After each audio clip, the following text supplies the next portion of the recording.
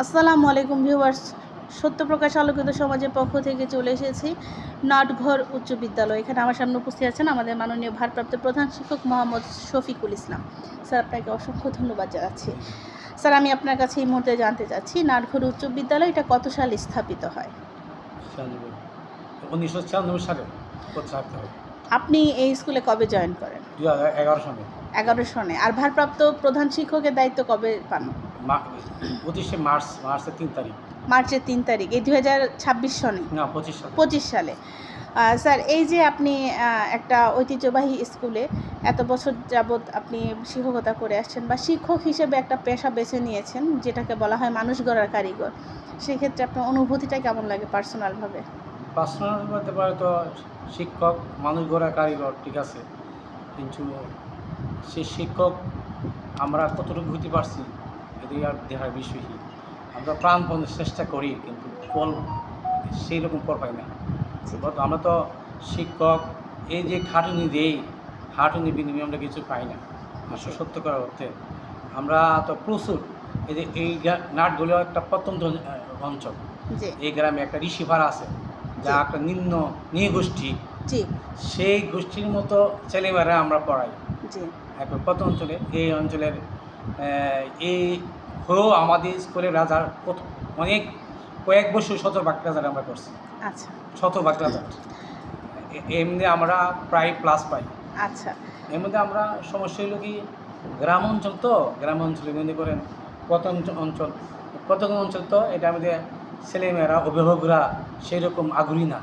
আচ্ছা, অভিভাবক চাই কি আমার মেয়েরা বড় হোক, ক্লাস ডান বিয়ে দিয়ে দেবে, আর কোনো বড় হোক বিদেশ পাঠিয়ে দেবে। সে পড়াশোনার ক্ষেত্রে একটু মনোযোগিতা কম আর কি, কম।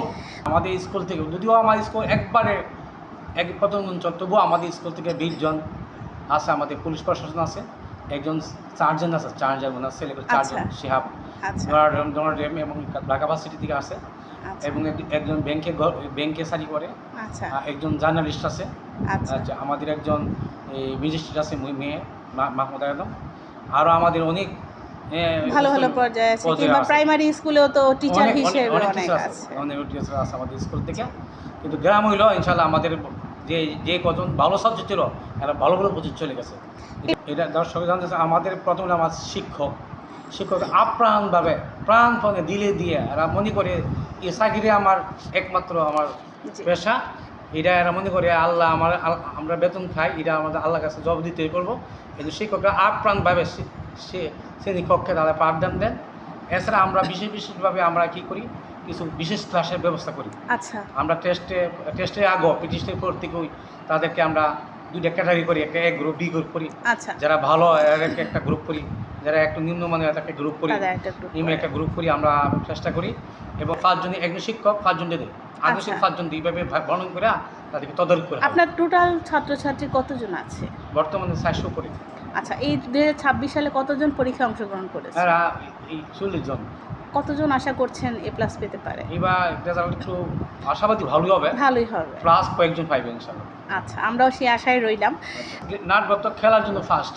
আচ্ছা, ফুটবল তো কয়েকবার চ্যাম্পিয়ন হয়ে গেছে, সিরাজগঞ্জ চলে গেছে। আচ্ছা, এবার ফুটবল, এবারে আছে ক্রিকেট আছে, এইসব খেলাধুলা ফার্স্ট। আমরা বরাবর ওই মেয়ে শিক্ষার্থীরাও বিভিন্ন কালচারাল অনুষ্ঠানে এরা অনেক দূর নাচ গান, কবিতা আবৃত্তি, জি, এগুলা নিয়ে সিরাজগঞ্জ আঞ্চলিক পর্যন্ত গিয়েছে। আমরা দেখতে পাচ্ছি যে আপনার এখানে বসে আপনি ডিজিটালভাবে মনিটরিং করছেন, আপনার প্রত্যেকটা ক্লাসে সিসি ক্যামেরা আওতাভুক্ত। যে আপনাদের নাটঘর উচ্চ বিদ্যালয়ে কতটুকু ডিজিটালাইজড হয়েছে? আমাদের নাটঘর ডিজিটাল আমরা একটা ল্যাব আছে, 22টা কম্পিউটার ল্যাপটপ আছে, বা ড্যাশবোর্ড আছে। আচ্ছা, প্রজেক্টরের মাধ্যমে আমরা ক্লাস করি। আচ্ছা, যে আবার দেখতেই পারছেন আমরা সিসি ক্যামেরার মাধ্যমে আমরা বসে বসে ক্লাসে কী হচ্ছে না হচ্ছে এমন বিষয় তাদের শিক্ষক আপনি সতর্ক স্যার বসে বসে স্যারের মনিটরিং করছে। শিক্ষা তো আমি এটা আমার সিসি ক্যামেরা লাগাবার আমি সুফলই পেয়েছি। এটা স্যারে আমার ওই স্যারের উদ্যোক্তা স্কুল অর্থনীতি করছি, যে আমি সুফল হয়েছি। কেন কোনো ক্লাসে শিক্ষার্থীরা অযথা কোনো দুষ্টামি করতে পারে না, ছেড়ে চলে যেতে পারে না। শিক্ষকও কোনো অযথা এদিশি করতে পারে না, কারণ আমি এখন আমি এদিশি হই, আমি ফোন মারি। আমি যদি বিভিন্ন ব্যবস্থার কারণে বিভিন্ন ডিস্ট্রিক্টে কুমিল্লা যাই, বিভিন্ন যাই, জি।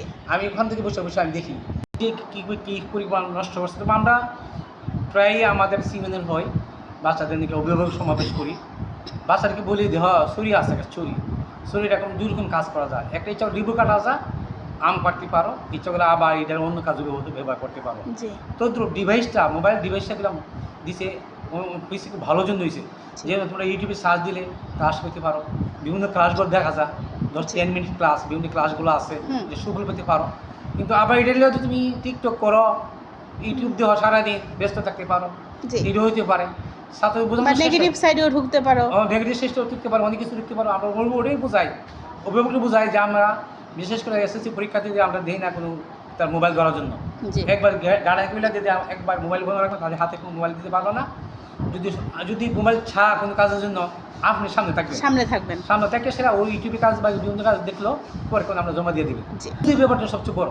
জি। এটা সুফল আর কুফল, এটা আমার মধ্যে। আমার যদি আমি সুফলে নেই সুফল হবে, আর কুফল দিলে কুফল হবে। বিশ্বাস শয়তান হইল, শয়তান থাকে গারমের, শয়তান থাকে, শয়তানের খারাপ দিকে নিয়ে যায়। তারা সচেতন থাকতে হইব। এবং আপনাদের এখানে তো মোবাইল আনা সম্পূর্ণ নিষেধ। না, আমাদের মোবাইলে একবার নিষেধ। মোবাইল ধরা পড়ে সেই মোবাইল কাজ করে। এই জন্য আমরা মোবাইলতে আমাদের স্কুলে একবার এলাও নাই। এবং মাঝে মাঝে তো আপনারা চেকিংও করি, বিভিন্ন মোবাইল চেক করি, মোবাইল তার কাছে আমরা চিন্তা করি। আমরা অভিভাবক সমাবেশ প্রায়ই করি। আচ্ছা। এছাড়া বিভিন্ন কালচারের জন্য আমরা প্রায় গরমে মাদক যে আসক্ত যারা কী পরিমাণে হতে পারে আমরা তাদের সাথে সাথে বুঝাই। তারা অ্যাডিক্টেড হয়ে যাবে মাদকে, তারা নিস্তার নাই, তার ফ্যামিলি অশান্তি, সব সামাজিক অশান্তি, অবচয় আর কিছু এইভাবে তাদেরকে ফুলটা আমরা বোঝানোর চেষ্টা করি যে মাদকের যাতে কাছে না। আর বাইলবি এখন কথা আগে একটা মেয়ে আসছিল, তোমরা যখন 9-10 মেয়েকে বলি, তোমরা যখন কোনো অভিভাবক তোমরা কোনো ছেলেটার দেহা একটা আনবা, তোমরা 9 তোমরা ফোন দিবা বা আমরাকে জানাইবা বাইলবি রোধ করার জন্য। তাদেরকে বুঝিয়ে দিয়ে তোমরা যদি মা হয়ে যাও 20-22 আগে মা হওয়ার দরকার নাই, তাদের কি মানসিক শারীরিকভাবে ক্ষতিগ্রস্ত হবে, তাকে আমরা বোঝানোর চেষ্টা। এবং এছাড়া মেয়েদের ব্যাপারে দুজন আপনি মহিলা টিচার আছে, তাদেরকে বোঝাই, তোমরা এগুলো বোঝাইও। এই ইপিজিং ব্যাপারে আমাদের স্কুলে খুব কড়া আইন। যদি কোনো ছেলে মেয়ে রাস্তাঘাটে ইপিজিং করে তার 50,000 টাকা জরিমানা। কয়েকদিন আগে আমরা প্রায় গত বছর একটা ছেলে একটা ইপিজিং করছিল, সে 5,000 টাকা স্কুলকে দিছে, তার কারণে ভোট নিয়ে অনেক শাস্তি দেওয়া হয়েছে তাকে। যদি আমি এই এলাকার সহযোগিতা পাই, ছাত্রছাত্রী পাই, ইনশাল্লাহ আমার সাথে করলেও 10টায় বা নবীনগর উপজেলার মধ্যে 10টা স্কুলের একটা স্কুল আমি স্কুলে স্থাপন করবো ইনশাল্লাহ। আমি সার্বিক সহযোগিতা, শিক্ষকের সহযোগিতা, এলাকাবাসী সহযোগিতা চাইলে ইনশাল্লাহ আমি এই 10টা স্কুলে একটা স্কুল। ধন্যবাদ স্যার, ভালো থাকবেন, সুস্থ থাকবেন। নাটঘর উচ্চ বিদ্যালয়ে আপনার হাত ধরে আপনার ছাত্রছাত্রীদের ভালো রেজাল্টের মাধ্যমে এবং শিক্ষকবৃন্দদের এবং এলাকাবাসী সহযোগিতায় অনেক দূর এগিয়ে যাবে সে প্রত্যাশা নিয়ে বিদায় রেখা টানছি। ধন্যবাদ আপনাকে। ধন্যবাদ আপনাকে।